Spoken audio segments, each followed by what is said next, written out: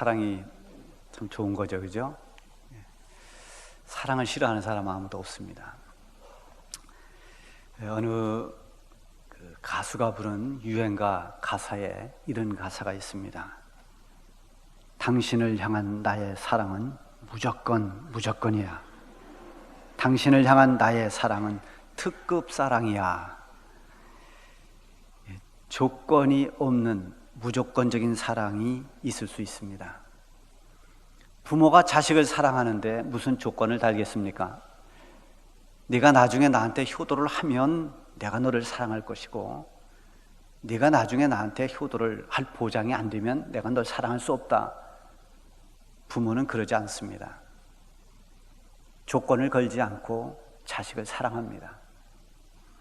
이런 사랑, 조건을 걸지 않는 무조건적인 사랑, 이것은 그야말로 고차원적인 특급 사랑이죠.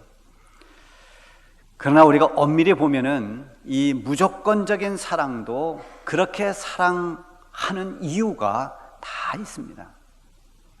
아무런 이유도 없이, 근거도 없이 그냥 사랑한다는 것은 있을 수가 없습니다. 어떤 특별한 관계가 되었든, 마음이 강하게 끌렸든, 은혜를 많이 받아서 고마웠든, 정말 불쌍한 마음이 들고 긍휼이 내 속에서 불붙듯 하든, 어떤 이유가 됐든 이유가 있어서 사랑을 하는 것입니다. 하나님께서 세상을 사랑하셨습니다. 세상이란 바로 저와 여러분을 다 포함해서 말씀하시는 거예요. 그러면 하나님이 세상을 사랑하신 이유는 무엇일까요? 요한복음 3장 16절에 나와 있습니다. 하나님이 세상을 이처럼 사랑하사 독생자를 주셨으니 이는 그를 믿는 자마다 멸망하지 않고 영생을 얻게 하려 하심이라. 하나님께서 하나님의 독생자를 주시기까지 그렇게 사랑한 것은 이는이라고 하는 것이 바로 그 이유가 무엇이냐를 말하는 거죠. 누구든지 예수님을 믿고 멸망하지 말고 구원받으라고, 그래서 하나님께서 독생자를 주시기까지 그렇게 이 세상을 사랑하셨다는 것입니다. 하나님의 사랑은 죄에 빠진 인간을 구원하시려는 그 이유 때문에 하나님이 사랑하셨습니다. 오늘 본문에 보면은 다윗이 내가 주를 사랑하나이다 라고 그렇게 노래하고 고백합니다. 그 앞에 전제된 말이 있습니다. 나의 힘이신 여호와여. 여호와 하나님이 나의 힘이라고 말합니다. 나의 힘이신 하나님, 내가 주님을 사랑합니다. 그렇다면 다윗에게 나의 힘이라고 하는 이 힘은 무엇일까요? 이 힘은 이 세상을 살아나갈 수 있는 원동력입니다. 내가 이 삶을 헤쳐나갈 수 있는 능력, 그 능력이 하나님으로부터 온다는 것입니다. 이 세상을 살아갈 수 있는 힘, 여러분은 그 힘이 무엇입니까? 때로는 힘들고 때로는 지쳐도 그래도 이 세상을 살아나갈 수 있는 그 힘이 여러분들에게는 어디로부터 옵니까? 무엇을 힘으로 삼고 있습니까? 세상에 있는 것으로 힘을 삼는 사람은 언젠가는 그 힘이 무너지는 날을 경험합니다. 영원히 계속 그 힘이 강건하지 않습니다. 힘이 빠질 때가 있습니다. 한때는 그것이 내 힘인 줄 알고 온전히 의지하며 살았는데 어느 날 그것이 힘이 아니고 부담이 되고 오히려 후회가 되는 경우도 얼마든지 있습니다. 그러나 여호와 하나님을 힘으로 삼은 사람은 힘이 빠지거나 무너지는 법이 없습니다. 하나님은 그 힘을 잃어버리시는 분이 아닙니다.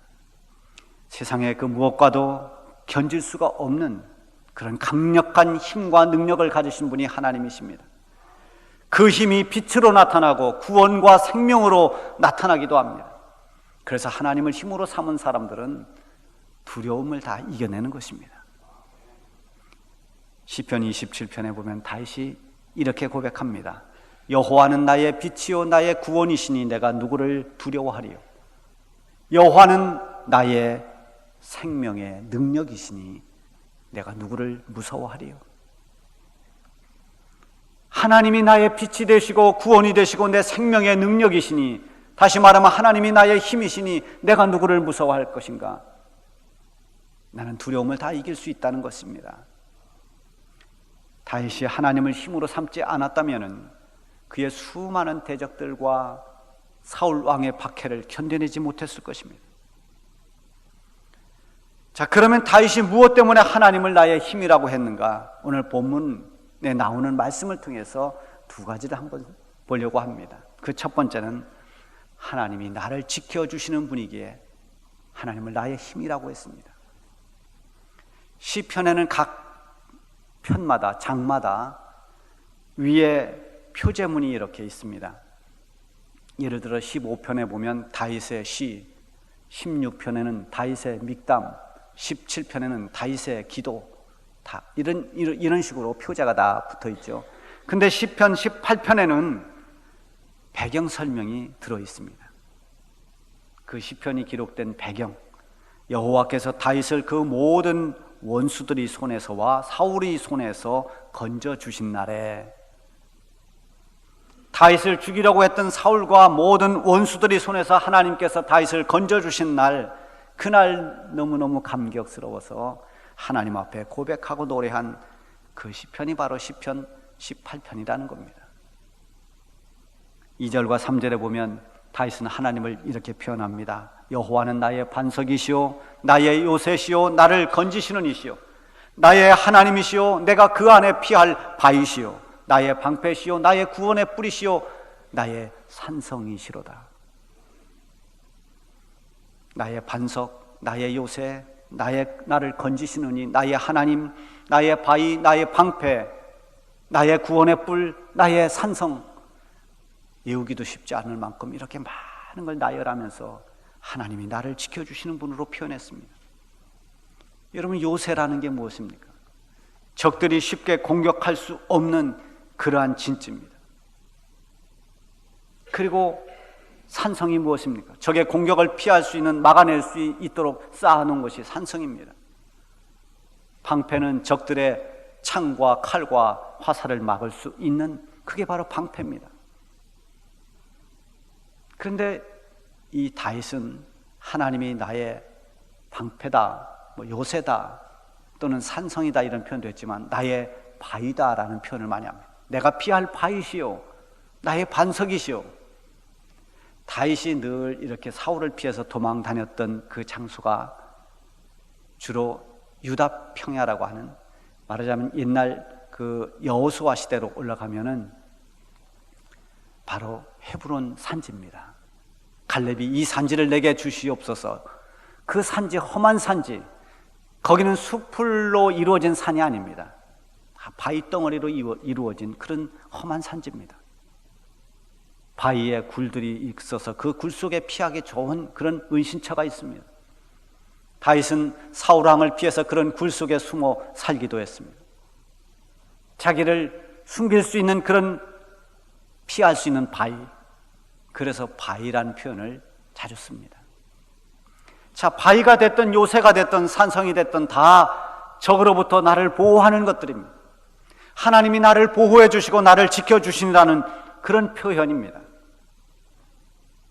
돈이 나를 지켜준다고 생각하는 사람은 돈이 나의 힘이라고 말할 것입니다.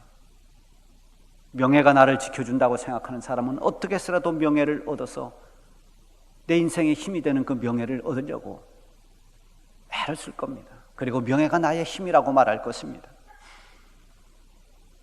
건강을 최고라고 생각하는 사람은 건강이 나의 힘이고, 건강 외에는 다 어떤 것도 건강보다 앞서지 못한다라고 생각하는 사람은 오직 건강이 나의 힘, 건강만을 위해서 모든 걸 다 쏟아붓습니다. 오늘 여러분들은 메르스의 위험을 떨쳐버리고 하나님 앞에 예배하러 나왔습니다. 메르스가 여러분 두렵습니까? 건강이 하나님보다 더 중요할까요? 하나님을 예배하다 쓰러져도 나는 하나님 예배하는 일을 우선하겠다면 그 사람은 정말 하나님을 귀히 여기는 사람입니다. 예배는 그 어떤 것도 양보할 수 없습니다. 돈도 명예도 건강도 그 어떤 것도 이 잠깐의 세상에서 있다가 다 사라지는 것이지만 하나님과 우리와의 관계는 영원한 것입니다. 다윗은 하나님이 나를 지켜준다고 믿었습니다. 하나님이 나의 힘이라고 고백했습니다. 이것은 다윗뿐만 아니라 하나님을 온전히 믿는 모든 믿음의 사람들은 하나님이 나를 지켜주시는 분이라고 그렇게 믿고 고백할 수밖에 없습니다. 이런 고백이 담긴 시편이 시편 121편입니다. 여호와는 너를 지키시는 이시라. 여호와께서 너를 지켜 모든 환난을 면하게 하시며 또 내 영혼을 지키시리로다. 시편 127편에도 하나님이 지켜주셔야만 된다는 것을 이렇게 강조했습니다.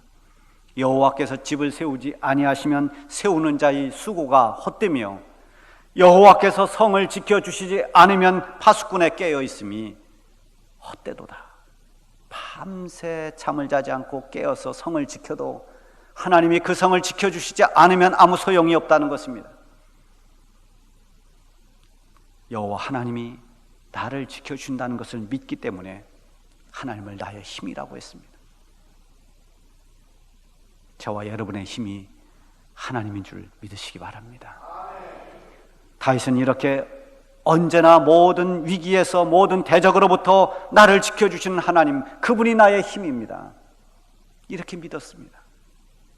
그리고 이어서 두 번째는 하나님이 내가 기도할 때 기도에 응답해 주시는 분이기에 하나님이 나의 힘이라고 확신했습니다. 3절에 보면 내가 찬송받으실 여호와께 아뢰리니 내 원수들에게서 구원을 얻으리로다. 하나님 앞에 아랜다, 기도한다는 겁니다. 내 모든 형편을, 내 사정을 하나님께 기도하며 아뢰면 하나님께서 그 기도를 들어주시고 응답하신다는 것입니다. 원수들의 손에서 나를 건져내시고 구원해 주시는 하나님을 믿고 있습니다. 6절에도 내가 환난 중에서 여호와께 아뢰며 나의 하나님께 부르짖었더니 그가 그의 성전에서 내 소리를 들으시며 그의 앞에서 나의 부르짖음이 그의 귀에 들렸도다. 환난 중에 기도했더니 하나님이 내 기도를 들어주셨다는 겁니다. 다윗이 겪은 환난이 얼마나 큰 환난인지 모릅니다. 오늘 본문 4절과 5절에 보면 이렇게 말하고 있습니다. 사망의 줄이 나를 얽고 불의의 창수가 나를 두렵게 하였으며 스올의 줄이 나를 두르고 사망의 올무가 내게 이르렀도다. 사망의 줄, 스올의 줄, 사망의 올무, 다 죽음과 관련된 표현들입니다.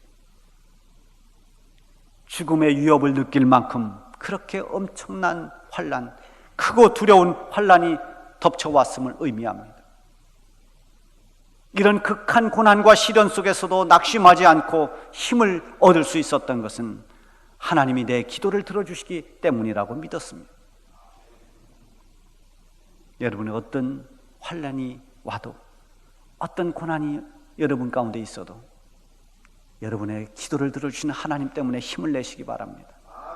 다윗은 시편 86편 7절에 내가 환난 날에 주께 부르짖으리니 주께서 내게 응답하시리로다. 경험에서 나온 고백입니다. 내가 환난 당할 때 주님께 기도하리니 부르짖으리니 주님이 내 기도에 응답해 주실 것입니다. 환난 가운데서도 하나님께 기도하는 사람, 그래서 그 가운데 하나님의 응답을 받은 사람은 하나님을 존귀하게 여깁니다. 하나님이 나의 힘이라고 고백합니다. 야곱이 큰 환난을 겪고 하나님이 말씀하신 그 말씀을 따라서 새로운 마음으로 모두가 새롭게 결단하고 저 베델로 올라가려고 할 때 식구들을 다 모아놓고 지금까지 너희들이 가지고 있던 우상 다 버려라. 우리 정말 새로운 마음을 가지고 이제 우리 저 베델로 올라가서 하나님 앞에 제단을 쌓자. 이것은 자 이제 우리 하나님께 저 베델에 가서 진정한 예배를 드리자, 그런 말입니다. 그때 그 하나님을 표현할 때 내 환난 날에 응답하신 하나님께 제단을 쌓자고 했습니다. 야곱은 돌아보면 지나온 모든 환난 날에 그 환난에서 벗어나게 하신 분이 하나님이라는 걸 알았습니다. 어려움 중에 하나님께 기도했을 때 그 기도를 들어주신 분이 하나님이었습니다. 외로울 때 그가 그 외로움 가운데 하나님께 기도할 때 야곱을 만나주시고 야곱을 위로하고 약속을 주신 분이 하나님이십니다. 이런 경험을 한 사람들은 하나님을 가볍게 여기지 않습니다. 하나님을 귀하게 여기고 하나님보다 더 귀한 것이 없다고 생각합니다. 하나님을 존귀히 여기고 하나님의 능력을 전적으로 의지하면서 하나님만이 나의 힘이라고 믿고 있습니다. 하나님이면 더 이상 그 어떤 것도 없는 것입니다. 오직 하나님만이 사는 이유이고 하나님만이 내 삶의 힘의 전부인 것입니다. 다윗의 기도에만 응답해 주셨습니까? 오늘 우리의 기도에도 응답해 주신 하나님이십니다. 저와 여러분의 힘이 되어서 언제나 우리가 부르짖으면 환난 날에 하나님을 의지하면 우리를 도우시고 기도에 응답하시는 하나님이십니다. 나를 지켜주시고 나를 구원하신 하나님, 내가 부르짖을 때 응답해 주신 하나님, 이런 하나님이기에 다윗은 하나님을 나의 힘이라고 말했던 것입니다. 정말 다윗은 하나님을 바로 알고 바로 믿었던 사람입니다. 누가 나를 영원히 지켜줄 수 있습니까? 우리의 부모입니까? 내가 잘 아는 권력 있는 사람입니까? 누가 나를 위기에서, 죄악에서, 멸망에서 건져내 줄 수가 있습니까? 누가 환난 날에 내 기도 소리를 들으시고 응답을 해줄 수가 있습니까? 그분은 오직 하나님이신 것입니다. 하나님은 지금도 내 영혼을 지켜주시는 분입니다.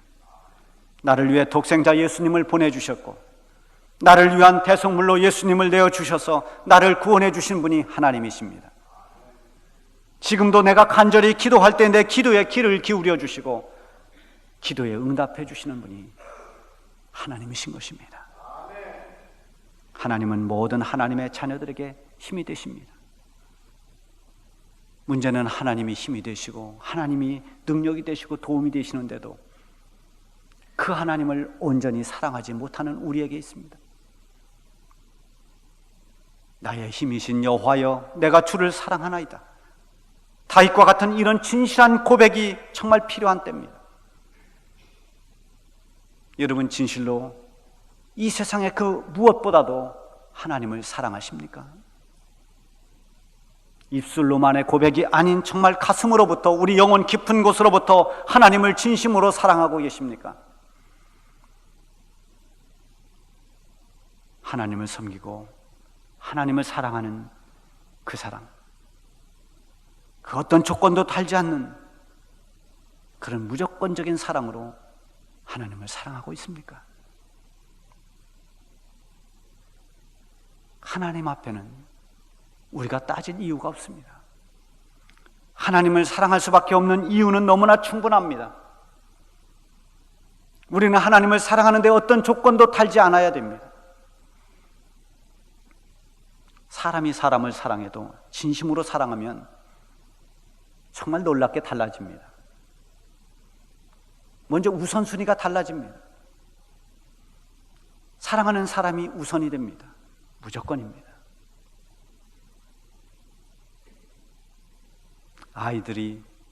자녀들이 이제 커서 결혼을 하고 아이를 낳으면 이제 손주를 보면 우선순위가 손주로 간다고 그래요. 거기가 우선순위가 되는 겁니다.